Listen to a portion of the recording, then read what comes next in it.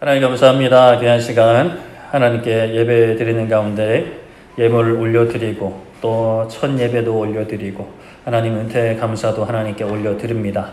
아버지 하나님 우리 모든 감사를 받아주시옵고 우리의 삶 가운데 더욱 풍성한 감사로 하나님 역사하여 주시옵소서.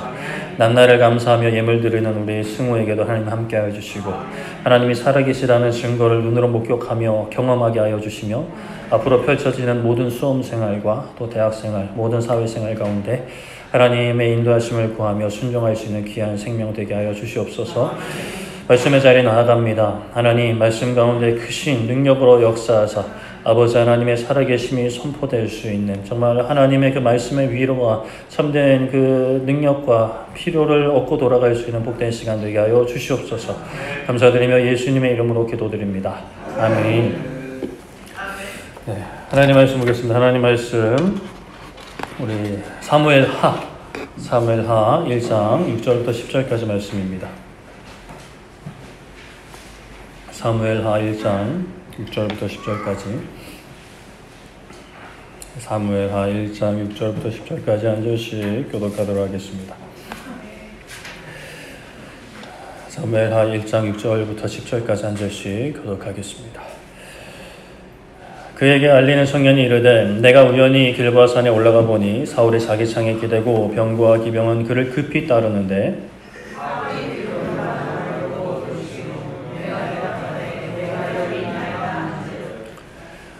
내게 이르되 너는 누구냐 하시기로 내가 그에게 대답하되 나는 아말렉 사람이니이다 한즉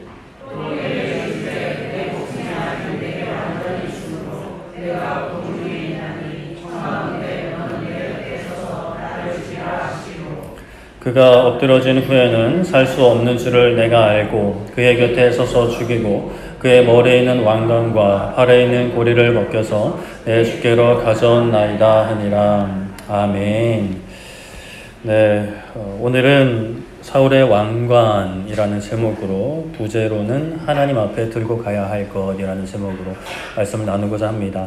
우리 말씀을 본격적으로 나누기 전에 좀 파이팅하고 말씀을 나눴으면 좋겠습니다. 우리 한 손이든 두 손이든 양손이든 오른손 왼손이든 함께 올리고 따라해 주시면 감사하겠습니다. 하나님만 사랑합니다. 하나님만 경배합니다. 하나님만 예배합니다. 하나님께 영광의 박수 올리겠습니다. 네, 감사합니다. 우리가 저번 주에는 그 사무엘상 마지막 시간이고 드디어 이제 사무엘하로 넘어왔는데 다윗이 잃어버린 가족들을 찾는 어떤 기쁨을 누렸지만 사울의 진영에는 죽음의 그림자가 드리워져 오고 있었습니다. 블레셋 군대 공격으로 세 아들을 잃었고 사울은 화살을 맞아 중상에 입은 상황이었죠. 도망칠 수 없는 그 상황에 사울이 선택한 것은 할례를 받지 않은 이방인들의 손에 치욕을 당하고 죽느니 그냥 먼저 죽는 것이었어요. 자신의 부관에게 자신을 찌르려고 하지만 부관도 쉬운 일은 아니었습니다. 그래서 결국 자신 스스로 칼에 엎드러져 죽게 되죠. 이방인들에게 당할 수치와 고통 때문에 스스로 목숨을 끊었습니다. 그러나 우리가 두 분을 살펴봤는데 예수님과 스데반 집사님, 예수님은 자신을 모욕하는 사람들의 손에 죽으시면서 그들을 위해 기도하셨고 스데반 집사님도 그렇게 기도하셨습니다. 분에 못 이겨서 자신에게 돌을 던지는, 자신을 죽이려고 돌을 던지는 그 사람들을 향해서 기도했죠. 예수님께서 그렇게 기도하셨던 이유, 저번주에 제가 다 설명을 못 드렸지만 그 이유 중에 하나는 그들 또한 사랑하시는 하나님, 그들 또한 백성들이 되어야 되는 하나님의 나라를 보았기 때문이겠죠. 스데반 집사님도 그런 예수님을 마음의 왕으로 모셨기 때문에 마음에 예수님이 가득하기 때문에 어떤 인간적인 분노와 원망의 이야기가 아니라 그 사람들을 향한 기도가 그 마지막 때에 그 마지막 호흡에 그 기도가 나오게 된 것이겠죠.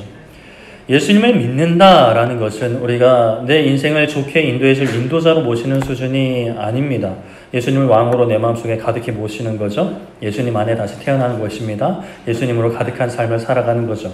그러면 나의 마음과 생각과 말과 행동이 예수님께서 원하시는 대로 이제 흘러나오게 되는 그 아름다운 그 믿음의 성장과 경지에 이르게 되는 것입니다. 지난 한 주간 어떻게 제가 좀 오후에는 좀 더러운 비유도 막 들어드렸는데 우리 안에 예수님이 얼마나 가득하셨는지, 그 가득하신 예수님이 또 어떤 모습으로 이렇게 흘러 삶 가운데 나오셨는지 한번 잠깐이라도 한번 생각을 해보셨으면 좋겠습니다.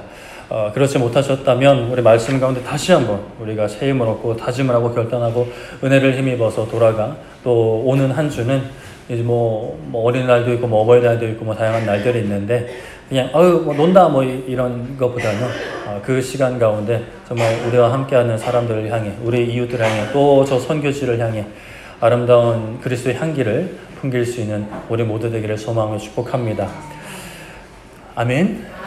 네, 감사합니다. 사울이 이제 오늘은 사울의 죽은 시점과 다윗이 가족을 찾고 돌아온 시기가 이제 같은 시기인데요. 누군가는 참 비참하게 죽고 누군가는 참 다급했던 상황이 역전이 되어서 기쁨이 되는 상황을 우리가 계속 살펴봤습니다. 그런데 우리가 시작하는 이 시간에 참 좀 깊은 이야기일 수 있지만 생각해 볼 것은 이 세상의 마지막도 그렇게 갈리게 될 것이라는 사실이에요. 누군가는 영원한 멸망으로, 누군가는 영원한 기쁨으로 들어가게 됩니다.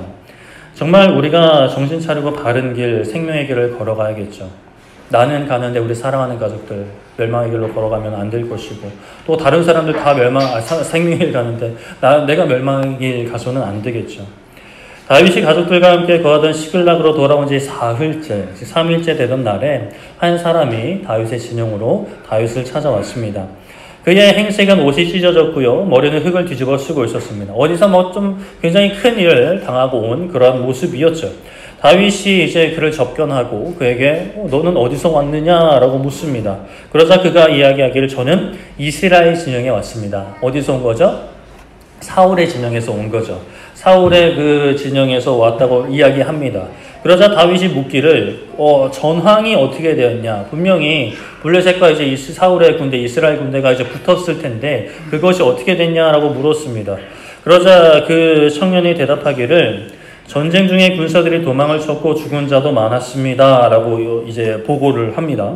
그리고 그 가운데 사울과 그의 아들 요나단도 죽었다라는 소식을 전하죠. 여기서는 이제 다른 아들은 언급하지 않고 요나단만 이렇게 언급을 합니다. 다윗이 이 소식을 들었을 때 어떠했을까요?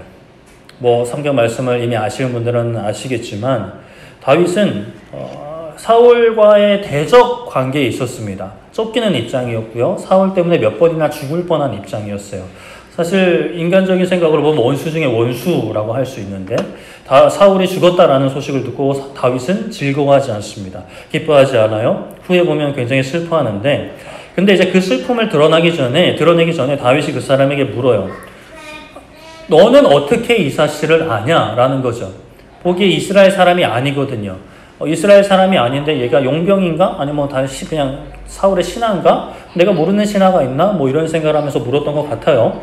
그래서 너가 어떻게 사울과 요나단이 죽은 것을 아느냐라고 물어보니 그가 대답하기를 제가 우연히 길보아 산에 올라갔습니다 라고 이야기를 합니다. 일단 여기서 잠깐 짚고 넘어갈 것은 우연히라는 이 단어를 잠깐만 짚고 넘어가서 좋겠는데 그리스도인들에게는 우연이란 없습니다. 우리가 하나님의 섭리와 역사하심과 통치하심을 다 설명할 수가 없고 다 이해할 수가 없어요. 아니 알려줘도 이해를 못하는 것이 하나님의 역사입니다. 그래서 우리 그리스도인들은 우리가 이해할 수 없을 뿐이지 알아도 모를 뿐이지 모든 것이 이 세상 모든 일이 하나님의 능력 아래 있고 하나님의 역사 아래 있음을 우리는 믿음으로 고백하죠.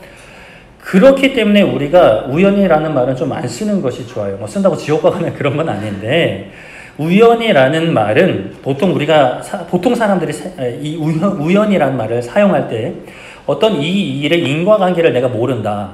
왜 이러한 일이 일어나는지 모른다라는 의미로 우연이라는 말을 사용하기도 하는데 그런데 그 단어에 포함된 뜻에 어떤 의미가 있냐? 이 세상을 다스리는 절대자가 없다라는 그런 세상의 가르침도 포함하고 있어요. 물론 우리 그리스도인이 쓸 때는 그런 의미를 담고 있지 않은 그런 의미로 우연이라는 말을 쓰죠. 그러나 세상 사람들은 들을 때 그렇게 절대자란 없다. 절대자 우연이라는 것은 진짜 설명할 수 없는 누군가의 어떤 지적인 존재의 개입이 없는 그런 일들도 다 이제 포함하는 의미를 담고 있기 때문에 듣는 입장에서는 그런 어떤 생각들을 계속해서 심어주고 뱉어내고 심어주고 뱉어주고 그러면 계속 새겨지기 때문에 우리는 그런 어떤 목적을 위해서 하나님의 절대적인 통치하심을 단어 사용하는 것 하나에도 좀 드러내기 위해서 우연이라는 표현은 안 쓰는 것을 좀 추천을 드립니다. 그러면 어떤 단어를 사용해야 될까? 사실 상황마다 좀 달라요. 마땅히 사실 표현하기 어려운 상황이 참 많은데 그냥 안 쓰면 돼. 안 쓰면 나 왜 이런 일이 일어나지 모른다 정도로만 하셔도 참 좋을 것 같습니다. 자, 다시 이제 본문으로 돌아와서 다윗 앞에 엎드린 그 청년이 내가 이제 길보아 산에 올라갔는데 그 산에 올라갔는데 사울을 만났다. 근데 사울이 저를 불렀습니다라고 이야기합니다. 여기서부터 사실 다 거짓말이에요. 그리고는 사울이 나에게 자신을 죽이라고 했다라고 이야기를 합니다. 그래서 저는 사울이 엎드려져서 다시 살 수 없는 것을 보고 그냥 생생하게 살아있는 사울을 죽이는 게 아니라 이제 그 죽어가는 사울을 보고 그를 죽이고 그의 머리에 있는 왕관과 팔에 있는 고리를 벗겨서 이 줍게로 다윗을 줍게의 주인이라고 표현을 하는 거예요. 이 표현은 뭐예요? 내가 당신을 이제부터 주인으로 삼겠습니다. 저 좀 잘 봐주세요 라는 거죠. 그렇게 줍게로 가져왔다라고 합니다. 근데 우리가 알고 있죠. 그가 사울을 죽인 건 아니에요. 부간이 죽였단 말이에요. 이 사람은 부간은 아니거든요. 그냥 길 가다가 그 산에 갔는데 사울과 그의 군대를 만났다라고 이야기를 하고 있는 것입니다. 사울이 스스로 죽은 뒤에 그 자리에 간 것은 맞는 것 같습니다. 아니 멀리서 그 광경을 봤을 수는 있겠죠. 그러나 본인이 죽이지는 않았는데 이렇게 이야기를 해요. 왜냐? 내가 이 사울의 왕관과 팔에 있는 고리를 가져왔고 내가 이 일에 큰 역할을 했다라는 것을 어필을 하는 거죠. 드러내는 거죠. 그래서 그가 생각할 때는 이 다윗 이 사람이 이제 왕이 되고자 하고 사울과 적대 관계에 있으니까 사울이 죽은 것을 들으면 분명히 기뻐할 거야. 그리고 그냥 기뻐하는 정도가 아니라 사울을 죽이고 또 사울의 왕관은 이스라엘의 왕관이잖아요. 그것을 회수한 사람에게 후대할 거야. 상을 줄 거야. 라는 생각이 있었던 거죠. 그래서 이렇게 이제 짱구를 굴려서 자기가 이 일에 사울을 직접적으로 죽인 것은 아니지만 굉장히 큰 역할을 했다라고 이야기를 하는 것입니다. 그런데 다윗은 그 반응이 어떠했을까? 사무엘하 1장 11절에 보면 이에 다윗이 자기 옷을 잡아 찢음에 함께 있는 모든 사람도 그리했답니다. 자, 옷을 잡아 찢는 건 어떤 표현이라고 말씀을 드렸죠? 슬픔, 굉장히 큰 고통을 이야기하는 거예요. 표현하는 거예요. 우리가 막 슬픔을 다양하게 표현하잖아요. 막 이렇게 우는 사람도 있고, 막 눈물은 좀 통제하기는 어렵긴 하지만, 그리고 이렇게 물건을 막 집어던지는 사람도 있고, 그런데, 여기서는 이제 옷을 찢는 것이 이제 보통의 그 큰 슬픔을 표현하는 방법입니다. 그렇게 옷을 찢고, 사울과 그의 아들 요나단과 여호와의 백성과 이스라엘 족속이 칼의 죽음으로 말미암아 저녁 때까지 슬퍼하며 울며 금식했다라고 해요. 옷을 찢으며 슬퍼합니다. 사울과 요나단과 함께한 이스라엘 군대가 이스라엘 백성들이니 그들의 죽음으로 슬퍼하는 거죠. 근데 그냥 슬퍼하는 게 아니라 울면서 금식하면서 슬퍼해요. 큰 슬픔을 가지는 거죠. 그 앞에 있는 사람이 그 저녁 때까지 기다렸는지 아니면 앞에 이제 언급될 이야기를 행하고 슬퍼했는지는 정확히는 모르겠는데 저녁까지 만약에 기다렸으면 좀 뻘쭘하고 굉장히 좀 두려웠을 것 같습니다. 다윗이 그 소식 전한 사람 청년에게 묻습니다. 너 어디 출신이냐? 이스라엘 출신은 아닌 것 같은데. 그러자 그가 대답합니다. 저는 아말렉 족속입니다. 라고 대답을 해요. 그러자 다윗이 이야기하기를 너가 어째서 손을 들어 여호와의 기름 부음 받은 자 죽이기를 두려워하지 않았냐? 라고 이야기합니다. 이때부터 이 청년은 뭔가 잘못 돌아가고 있다라는 것을 좀 감지를 했을 것 같아요. 분명히 자기는 이제 상을 받을 줄 알았을 겁니다. 그런데 이 다윗의 반응이 굉장히 쎄해요. 나한테 굉장히 뭐라 하는 것 같아요. 그리고 나서 다윗이 어떻게 하느냐? 이 청년을 죽여라 라고 이야기하고 그러자 바로 다윗의 신하 중에 한 명이겠죠? 다윗의 사람 한 명이 와서 그를 죽입니다. 뭐라 변명할 시간도 별로 주지 않은 것 같아요. 아니요, 제가 안 죽였냐? 했더니 이제 목을 치는 그런 상황이 된 거죠. 일단 이제 아말렉 족속은 하나님께서 과거에 사울에게도 진멸하라고 하신 족속이었어요. 이스라엘 백성들이 애굽에서 나와서 광야 생활할 때 이스라엘 백성들을 괴롭힌 족속이었죠. 하나님께서는 사울에게 그들을 진멸하라고 명령하셨는데 사울은 좋은 가축들과 왕을 남겨놓고 하나님의 명령을 어겼던 그때 그 사건이 바로 아말렉 족속과 관련된 사건이었고, 우리가 몇 주 전에 살펴본 며칠 전에 다윗의 가족들을 잡아간 사람들도 아말렉 족속이었어요. 여러 가지로 아말렉 족속들은 굉장히 사이가 안 좋은 족속인데, 사실 그것보다도 중요한 것은 다윗이 그 청년을 죽였던 이유는 하나님께서 기름 부으신 왕을 직접 죽였다라고 자백을 했기 때문이에요. 비록 다윗과 사울은 적대 관계에 있었지만 다윗만큼은 사울을 해치려 하지 않았고, 무엇보다 하나님께서 허락하신 왕이기 때문에, 비록 하나님께서 버리셨지만, 하나님께서 그를 내버려 두셨지만, 다윗은 그러나 하나님의 그 뜻을 붙잡고 사울을 해치지 않은 거죠. 그리고 스스로 사울을 해쳤다라고 하는 그를 사형에 처하게 합니다. 참 그 사람 입장에서 생각을 해보면 그 사울의 왕관을 들고 갈 때 어땠을까? 사울의 금고리, 팔찌 같은 거였겠죠. 그것을 들고 갈 때 어땠을까요?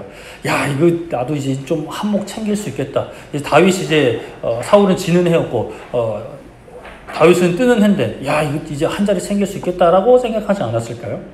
싱글벙글하면서 갔을 수 있겠는데, 그러나 그 결과는 참혹했죠. 오늘날 우리가 하나님 앞에 나아갈 때 정말 이런 모습으로 나아가고 있지는 않을까라는 생각을 한번 해보기 원합니다. 이것 가지고 나가면 이거 가지고 나가면 하나님께서 나에게 상 주시겠지? 라고 나가는데, 사실상 이게 하나님 앞에 큰 벌을 받을 수도 있는 것을 우리가 생각을 해봐야 되는 거죠. 물론 지금 우리가 하나님 앞에 드리는 모든 것이 다 벌 받을 것이라는 얘기가 아니라 그럴 수 있다라는 것입니다. 우리가 항상 말씀 가운데 드러내신 하나님의 뜻과 성품을 붙잡고 기도하며 하나님께서 무엇을 기뻐하실까를 고민하고 기도해야 되는데, 내 경험, 내 생각, 세상의 기준으로만 생각해버리고 그렇게 이제 하나님 앞에 나아갈 수가 있는 것이죠. 예수님께서 승천하시고 기도하던 그 제자들에게 성령님이 임하시고 제자들이 능력을 받아 복음을 참 열심히 전했습니다. 그러다가 큰 박해가 있었고 제자들이 각 지역으로 퍼져나가죠. 그때 이제 사마리아 땅이라는 곳에도 제자들이 갔습니다.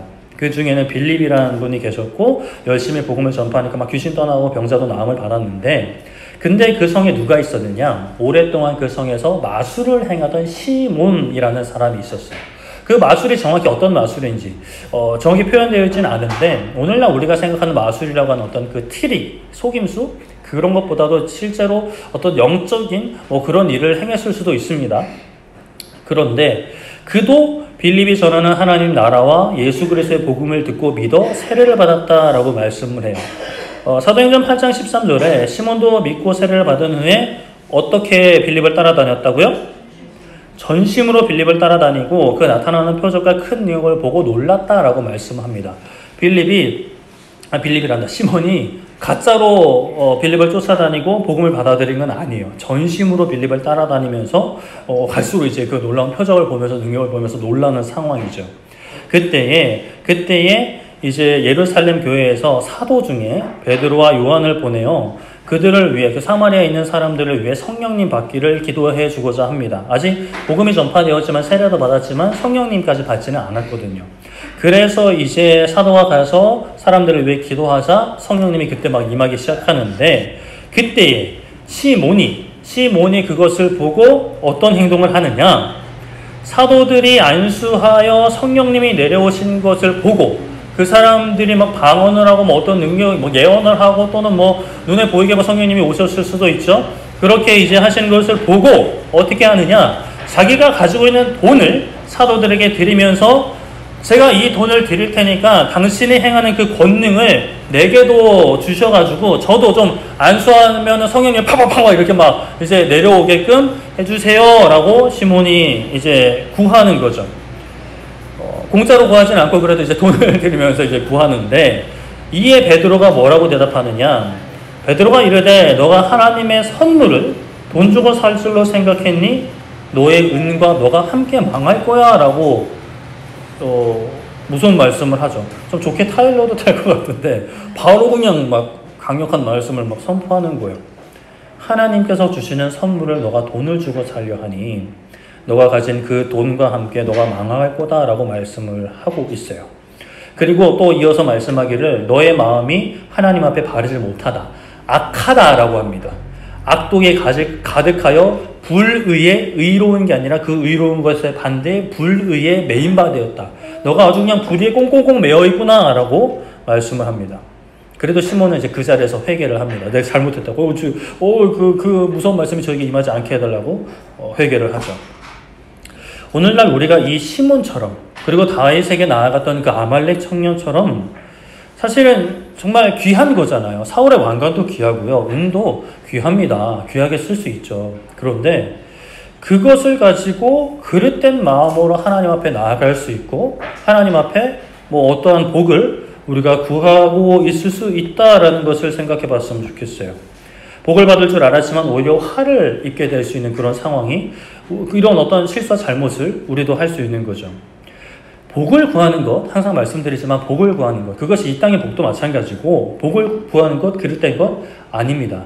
복을 구해도 되고요. 구해야 됩니다. 그런데 우리가 이제 복을 구함에 있어서 하나님 앞에 이런 자세를 좀 조심해야 돼요. 내가 이것 했으니까 제가 이거 드릴게요. 그러니까 저거 주세요. 라는 이 약간 거래와 같은 그런 어떤 구함으로 하나님께 구하는 것을 우리가 조심을 해야 됩니다. 예를 들어 보면 하나님 저 예배 잘 드렸으니까 봉사 많이 했으니까 헌금 많이 했으니까 신령한 은사를 주세요. 내게 건강의 복을 주세요. 내게 재물의 복을 주세요. 이것은 그릇된 구함인 거죠.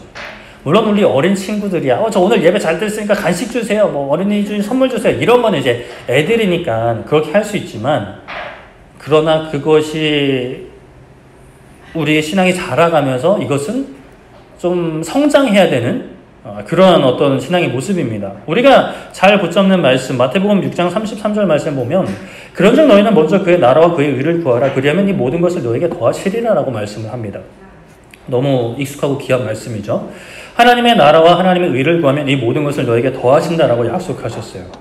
이 모든 것이라고 하는 건 앞에서 언급이 됐는데 우리가 이 땅에서 살아가는 데 필요한 모든 것들이에요.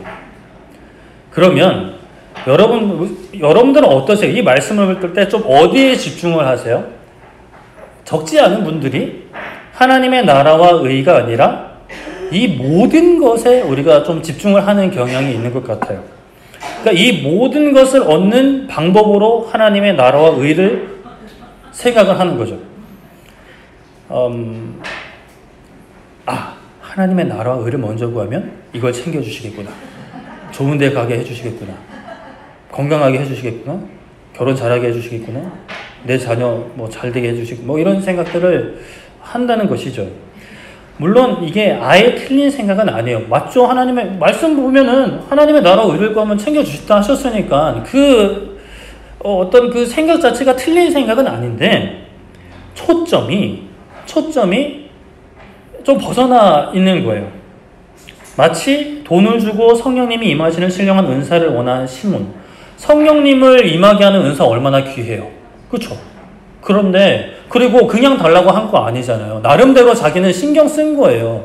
염치 없게 가서 그냥 달라고 한 게 아니라 자기가 이때까지 열심히 모아놓은 그 돈을 가지고 귀한 거잖아요. 가서 드릴 테니까 좀 달라. 그러면은 좀 부족한데가 아니라 너 이걸로 망해. 이런 식으로 나오니까. 하나님의 나라와 하나님의 의를 구하는 것을 우리가 마치 먼저 좀 해치워야 될 어떤 책임으로 생각을 하고 처리해야 될 일로 생각을 하고 이거 빨리 후다닥 하고 내가 원하는 거, 내가 하고 싶은 거를 챙기는 그런 개념으로 이 말씀을 우리가 받아들여서는 안 됩니다. 하기 싫지만 우리가 직장 생활을 해야 하듯이 돈을 벌어야 되니까 그래도 열심히 일하고 퇴근하고 4시간 갖는 그러니까 주중에 열심히 일하고 막 주말에 4시간을 그런 4시간을 갖는 그런 개념이 아니다라는 거예요. 너희가 하나님의 나라와 하나님의 의를 구하면 하나님을 찾으면 주님이 내 안에 내가 주님 안에 있는 삶을 너희가 구하고 사모하고 살아가면 이 세상에서 필요한 것을 내가 채워줄 거야. 그러면 너는 계속해서 하나님의 나라를 구하면 돼. 너는 계속해서 하나님의 의를 구하면 돼 라는 말씀인 거죠. 하나님과 거래하려는 그 아까 언급한 그런 어떤 신앙의 모습들은 물론 우리 어린이 또 언급을 들었지만 신앙의 초보 때는 되게 그렇게 시작을 해요. 그게 이제 우리가 살아오면서 배워왔던 삶의 모습이니까 신앙의 초보 때는 그렇게 또 기도도 많이 하고요. 또 하나님의 응답도 해주세요. 긍휼히 여기시는 거죠. 그 마음을 어여삐 여기시는 거예요. 그러나 우리가 계속 거기서 머물러서는 안 되는 거예요. 하나님은요, 이미 우리에게 가장 큰 것을 주셨습니다. 자신의 아들의 생명, 그것은 곧 하나님의 생명이기도 합니다. 하나님의 생명, 예수님의 생명, 그 생명을 우리에게 주셨죠. 그 하나님이 우리에게, 그런데 원하시는 게 있긴 해요. 다양하게 표현을 할 수도 있는데, 이거 가지고 나오라 하시는 게 있는데 뭐냐? 히브리서 11장 6절에 믿음이 없이는 하나님을 기쁘시게 하지 못하느니 하나님께 나아가는 자는 반드시 그가 무엇한 것과 계신 것과 또한 그가 자기를 찾는 자에게 무엇을 상 주시는 이심을 믿어야 한다라고 말씀을 해요. 우리가 하나님께 가져가야 되는 게 뭘까요? 엄청난 헌신과 새벽재단, 봉사, 기타 등등 다 하나님께 드리는 것이지만 그러나 우리가 가장 기본적인 거 믿음. 어떤 믿음? 그가 계신 것, 하나님이 실제로 계시다는 것, 그리고 하나님을 찾는 사람들한테는 상을 주시는 분이다. 하나님을 찾았다고 귀찮게 하지 마 이런 분이 아니다라는 거예요. 우리가 믿음을 하나님 앞에 가지고 나아가요. 근데 믿음이라는 것을 하나님께 드린다라는 표현은 좀 맞지 않는 표현입니다.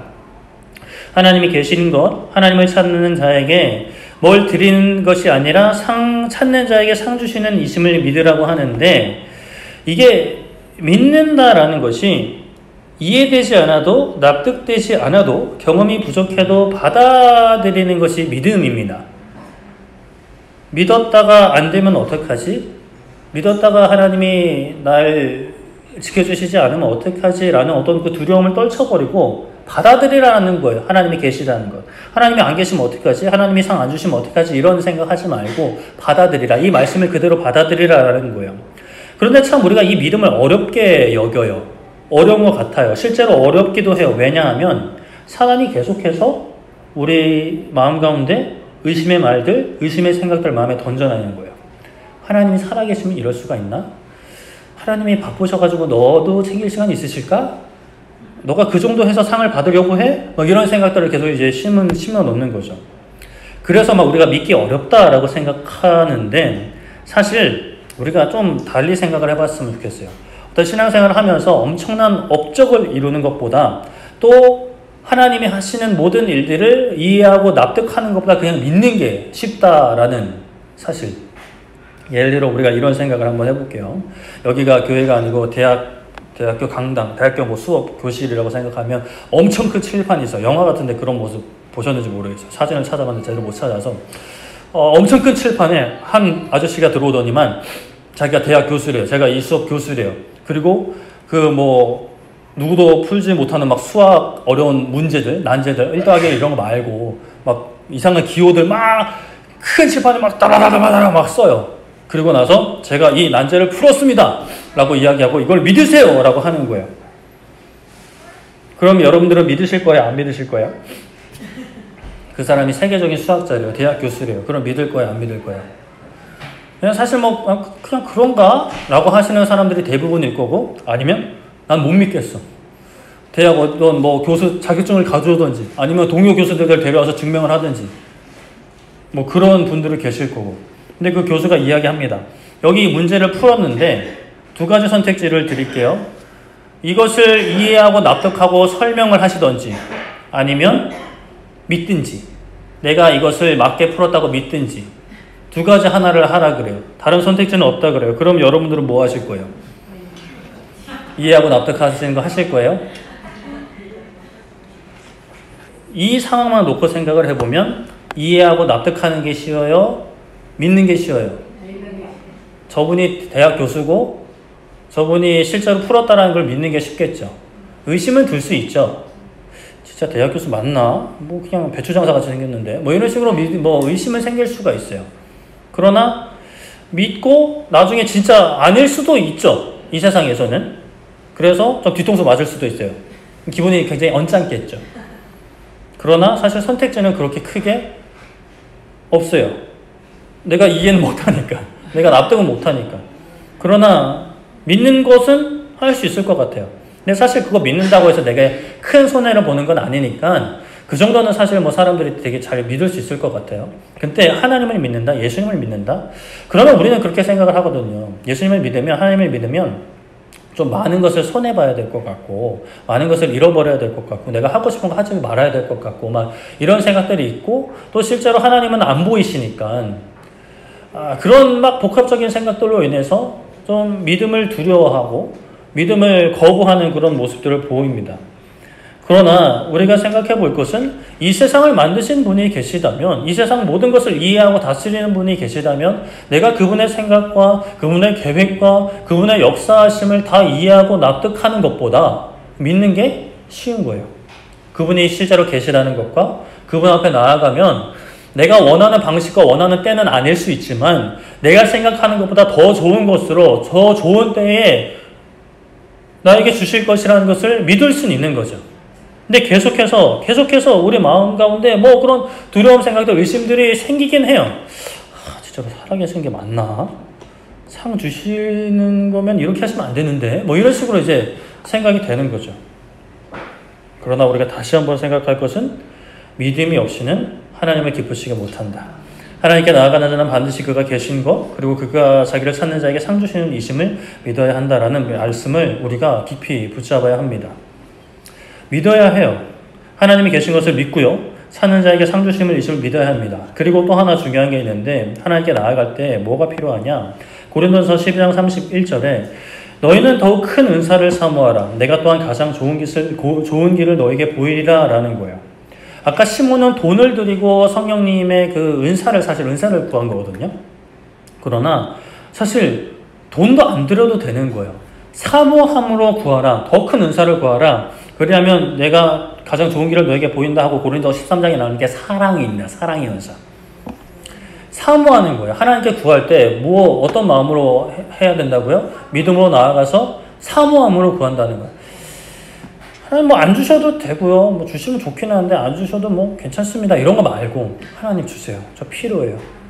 하나님 이거 드릴 테니까 저거 주세요. 이거 말고 하나님 저 드릴 것 없어요. 물론 바치라고 하면 다 바치죠. 하나님. 그러나 하나님이 이미 주신 것, 또 앞으로도 주실 것에 비하면 제가 드릴 수 있는 것은 너무나 적은 것입니다.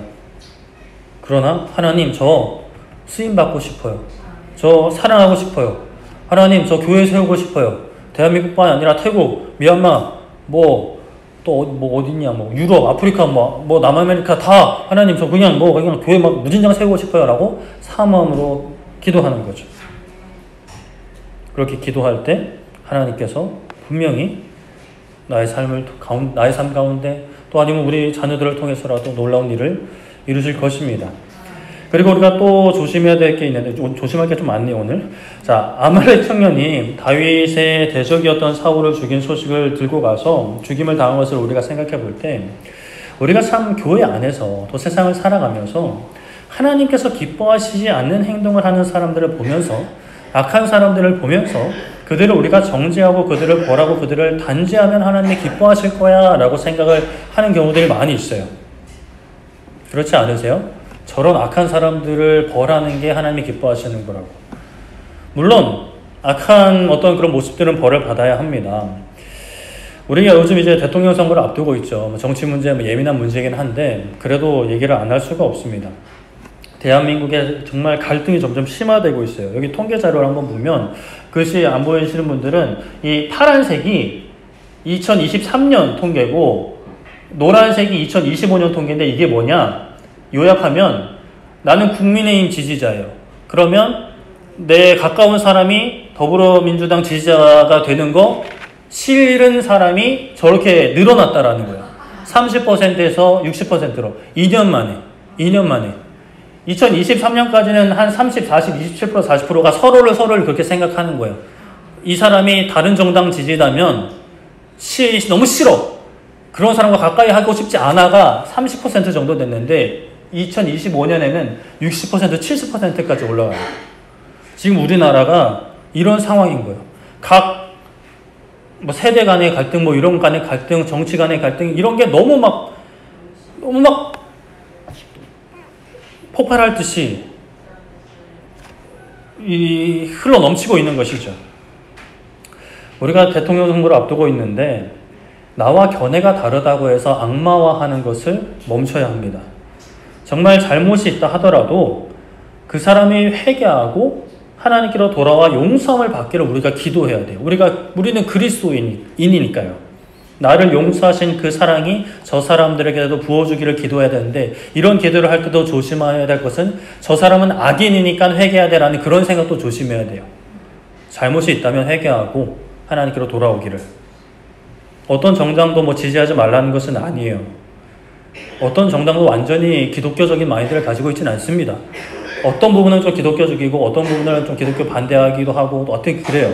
좀 복잡해요. 이거를 또 참 나중에 기회가 되면 뭐 설명할 시간이 있으면 좋겠지만, 고민하고 기도하시면서 투표는 꼭 하시길 바라고, 중요한 것은 나와 견해가 다르다고 사회를 바라보는, 이번 뭐 대통령 견해든 뭐 계엄이든 뭐 탄핵이든 뭐 이번에 뭐 야당 대표 선고 받은 것이든 나와 견해가 다르다고 해서 막 죽일놈 취급하면서 멍충이 취급하면서 욕하지 않으시라는 거예요. 저번 주 말씀에 아무런 죄 없는 예수님께서 자신을 조롱하고 핍박하고 죽이는 엄청난 죄악을 저지르는 사람들을 위해서 예수님께서 무엇을 하셨는가? 우리가 그것을 본받아야 하는 거죠. 우리가 속한 공동체 안에서, 사회 속에서, 세계 속에서 정말 악한 사람, 누가 봐도 너무 악해 보여. 생긴 것부터 악해 보여. 실제로 행동한 것도 악한 것 같아. 그렇다 하더라도, 나와 대척점에 있다 하더라도 정말 그 사람 나쁜 사람이라고 하나님 벌 주시라고 왜 저런 사람을 내버려 주시냐고 따지는 게 아니라 그 사람을 위해서 우리는 기도해야 되는 거죠. 물론 사회적으로 국가 시스템 안에서 잘못을 했으면 재판을 하고 재판에서 유죄를 받았으면 합당한 벌을 받는 것은 맞습니다. 제가 그런 것을 부정하는 것은 결코 아니에요. 그러나 우리 마음속에 그 사람이 벌을 받아야 되지만, 벌을 받아야 될 사람은 받아야 되는 게 맞지만, 그러나 우리 마음속에까지 그 사람을 정죄하면서 미워하면서 막 죽일 사람, 나쁜 사람, 지옥에 갈 사람 이래서는 안 된다라는 거죠. 말씀을 정리하겠습니다. 아말렉 청년이 사울의 왕관과 고리를 가지고 다윗을 찾아가요. 다윗의 대적이니까 사울이 죽었다라는 소식을 들고 가면 칭찬받을 것이라고, 상을 받을 것이라고 생각을 했죠. 그러나 그에게 기다리고 있던 것은 처참한 죽음이었습니다. 우리가 하나님 앞에 나아가는데 이런 마음으로 나아가고 있지는 않은가? 항상 점검해 봐야 합니다. 저는 하나님 앞에 나아가지 않는데요. 이거 굉장히 더 심각한 것 같아요. 하나님 앞에 나아가야 돼요. 그리고 저는 나아가지 않았는데 하더라도 하나님 앞에 다 살아가고 있어요. 도망갈 수 없습니다. 모든 사람은 하나님 앞에 있어요. 우리가 하나님께 복을 바라며 이거 드릴 테니까 이 복 주세요라는 마음, 어떤 그런 신앙의 초보입니다.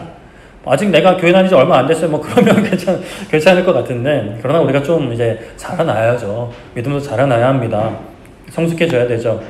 이미 우리는 엄청난 것을 받았습니다. 아들의 생명을 받았고요. 새 생명을 받았어요. 하나님 나라를 받았어요. 이제 우리는 그 하나님의 나라와 의를 위하여 살아가는 삶이 된 것입니다. 이 땅의 필요, 복은 하나님께서 채워주실 거예요. 그렇다고 구하지도 말라는 것은 아닙니다. 구하세요. 감사함으로 구하세요. 상 주실 것임을 믿고 구하세요. 그리고 우리는 하나님의 나라와 의에 집중하는 거예요. 내가 보기에 정말 악한 사람들이 있죠. 잘못한 사람도 있습니다. 그런 사람들을 정죄하고 그들에게 벌 주어야 한다는 생각. 내가 그런 사람들을 막 정죄하는 것을 하나님이 기뻐하실 것이라는 생각은 우리가 굉장히 조심할 필요가 있어요. 아까도 말씀드린 것처럼 공적인 어떤 사법제도, 형벌과 심지어 저는 개인적으로는 사형제도 찬성하는 입장인데, 그건 좀 논란의 여지가 있을 수 있고, 그런 어떤 사법제도는 분명히 우리가 인정을 하고 존중을 하지만, 우리 그리스도인으로서 우리 개인, 하나님 앞에 기도로 나아가는 우리 개인은 악한 사람도 회개하여 돌이키기를 원하시는 마음, 다윗이 자신의 대적의 죽음을 슬퍼했던 것처럼 하나님은 악한 사람이 벌받는 것도 꽃이다라고 하고 있지 않으시니까, 그들도 회개하여 돌이키기를 원하시니까 우리도 그 마음을 받았으면, 그 마음을 가졌으면 그들을 위해서도, 저 푸틴을 위해서도 김정은을 위해서도 기도해야 되는 것이죠. 그들을 회개하고 하나님께로 돌이키도록. 그러면 지금 뭐 정치권의 화두인 여러분들 계시죠? 뭐 이름 제가 언급은 안 하겠습니다. 여러분들이 미워하시는 그분, 여러분들의 대척점에 있는 그분을 위해서도 기도할 수 있는 우리 모두가 되었으면 좋겠습니다. 믿음을 가지고 하나님께 나아가야 합니다. 하나님이 계신 것과 찾는 자에게 상 주시는 이심을 믿고 예수님의 기도와 스데반 집사님의 그 기도를 본받아 우리도 박승인의 기도, 여러분의 기도, 우리 대양의 기도가 돼서 나아가는 우리 모두 되게 소망하고 축복합니다. 우리의 자격이 있어서 나아가는 것 아닙니다. 나의 힘이 아닌 예수님의 보혈의 공로로 나아가서 그 보혈을 나에게 넘치도록 부어달라고 간구할 수 있는 우리 모두 되기를. 또 이 시간 우리 함께 찬양하고 기도할 텐데 그러한 마음으로 함께 찬양하고 기도하기 원합니다. 주의 보좌로 나아갈 때 어떻게 나아가야 될까? 넘쳐나네 가사가 뭐더라? 그 보혈의 은혜와 능력이 성령 하나님의 함께 하심이 임재 기름 부으심이 우리 가운데 넘쳐나기를. 세상은 막 미워하고 갈등하지만 진짜 우리 그리스도인은 그 가운데 정말 사랑과 평화와 화합을 전할 수 있는 우리 한국교회 되기를 소망합니다.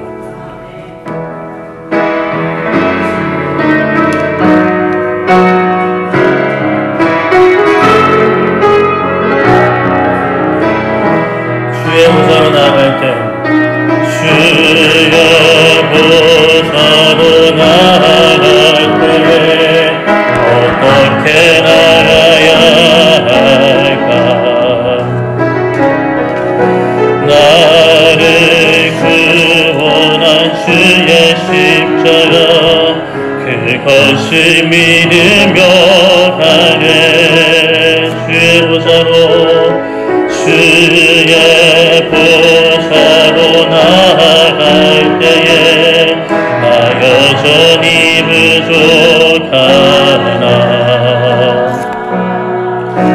나를 품으신 주의 그 사랑 그것을 믿으며 하네. 자격 없는 내 힘이 아닙니다. 자격 없는 내 힘이 아니 오직 예수님의 보혈로 자격 없는 내 힘이 아닌 오직 예수님의 보혈로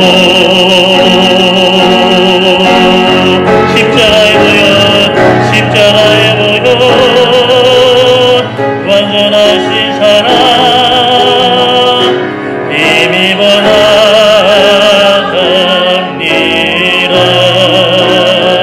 십자가의 보혈 완전하신 사랑 힘입어 예배합니.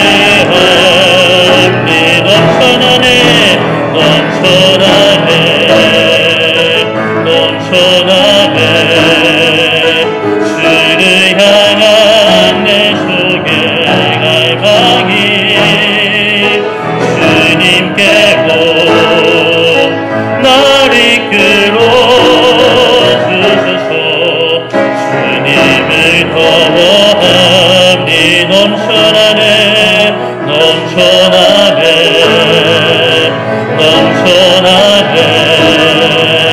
주를 향한 내 속의 갈망이 주님께로 날 이끌어 주소서. 주님을 더워하. 마지막으로 넘쳐나네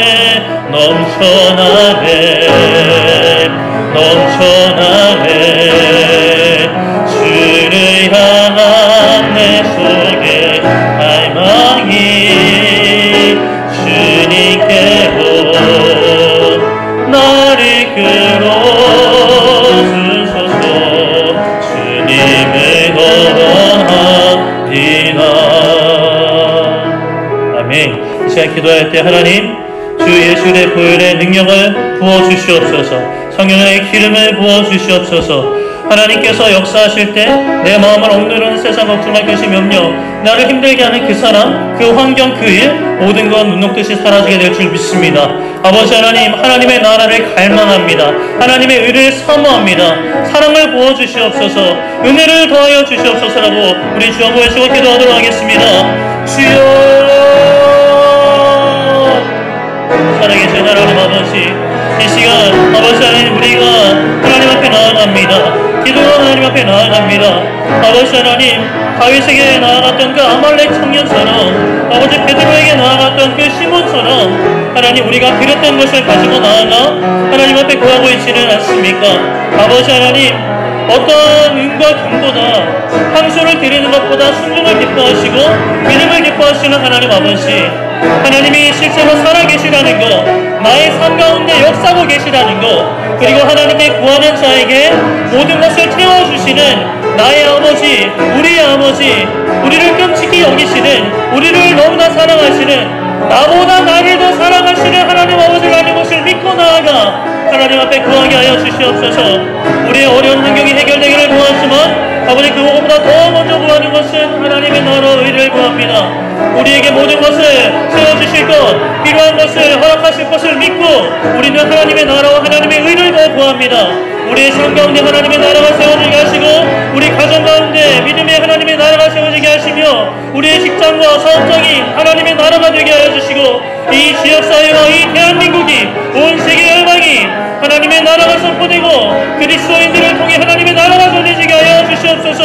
예수님 다시 오실 그날까지 그 하나님의 나라를 사랑하며 그 하나님의 나라를 전하는 하나님의 사람들이 되게 하여 주시옵소서.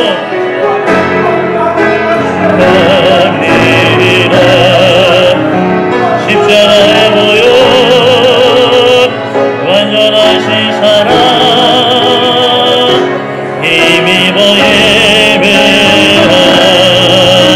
넘쳐나네 넘쳐나네 넘쳐나네 주를 향한 내 속의 갈망이 주님께로 나를 끌어주소서. 주님을 바라옵니다. 하나님, 우리가 하나님 앞에 나아갈 때에 그릇된 것을 가지고 그릇된 마음으로 나아가지 않고 예수 그리스도의 보혈의 공로를 힘입어 나아가 하나님이 계신 것과 찾는 자에게 상 주실 것임을 믿고 나아가 우리의 필요를 구하지만 먼저 하나님의 나라와 의를 구할 수 있는 복된 인생들 되게 하여 주시옵소서. 감사드리며 예수님의 이름으로 기도드립니다. 아멘.